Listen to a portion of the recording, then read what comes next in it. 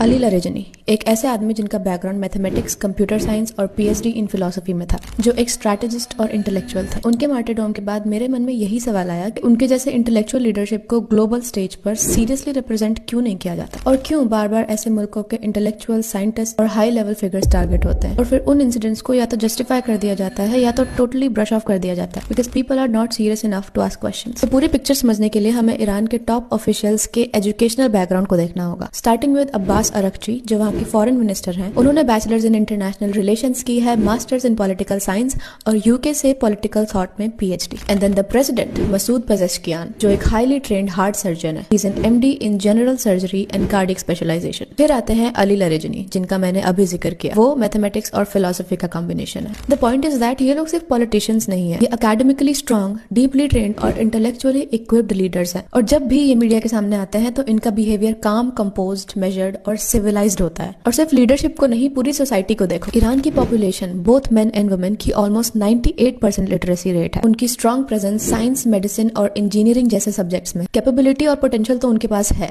लेकिन जो चीज उन्हें रोकती है वो है वेस्ट की सैंक्शंस, आइसोलेशन और constant external pressure. Look at Donald Trump, he has done bachelors in economics, और साथ ही एलिगेशन, स्कैंडल्स और कन्विक्शंस भी आते हैं। Pete Hegseth, who has a basic politics degree and a controversial record. And then Benjamin Netanyahu, degrees होने के बाद भी फ्रॉड, ब्राइबरी और ब्रीच ऑफ ट्रस्ट के केसेस, ऑनगोइंग ट्रायल और एक ऐसी वॉर की लीडरशिप जिसमें हजारों civilian, children and women already मर चुके हैं। एंड देन इतामर बेन गवीर, जिनके पास लॉ डिग्री तो है लेकिन वो टेररिस्ट ऑर्गेनाइजेशन सपोर्ट के लिए कन्विक्टेड है। और जब ये मीडिया के सामने आता है तो इनकी टोन में एरोगेंस, ईगो और रेकलेसनेस होती है, जैसे अकाउंटेबिलिटी का कंसेप्ट इनके लिए एग्जिस्ट ही नहीं करता। और फिर आयरनी ये है कि यही लोग दुनिया को सिखाते हैं कि ह्यूमन राइट्स, वुमेन राइट्स और पीस का क्या मतलब है। कुरान की एक आयत कहती है कि जब उनसे कहा जाता है कि जमीन पर फसाद मत फैलाओ, तो वो कहते हैं कि हम तो बस सुलह करने वाले हैं, लेकिन असल में वही फसाद फैला रहे होते हैं। और फिर लीडर्स का एजुकेशनल बैकग्राउंड सिर्फ उनका इशू नहीं रहता, वो सोसाइटल माइंडसेट को रिफ्लेक्ट करता है। और पोल्स भी ये शो करते हैं कि half of Israeli Jews believe कि Israel should commit a genocide on Gaza. वो उनकी इनोसेंट लाइव्स को डिनाई करते हैं। वो कहते हैं कि गाजा में कोई इनोसेंट है ही नहीं। तो जब इंसानियत का ये लेवल आ जाए तो प्रॉब्लम सिर्फ पॉलिटिक्स नहीं रह जाती, क्योंकि वो एक मॉरल कोलैप्स बन जाता है। तो बात सिंपल सी है कि ये साइड्स चूज करने का इशू है ही नहीं, ये आपकी मोरालिटी का टेस्ट है कि आप किस तरफ खड़े हैं, एजुकेशन,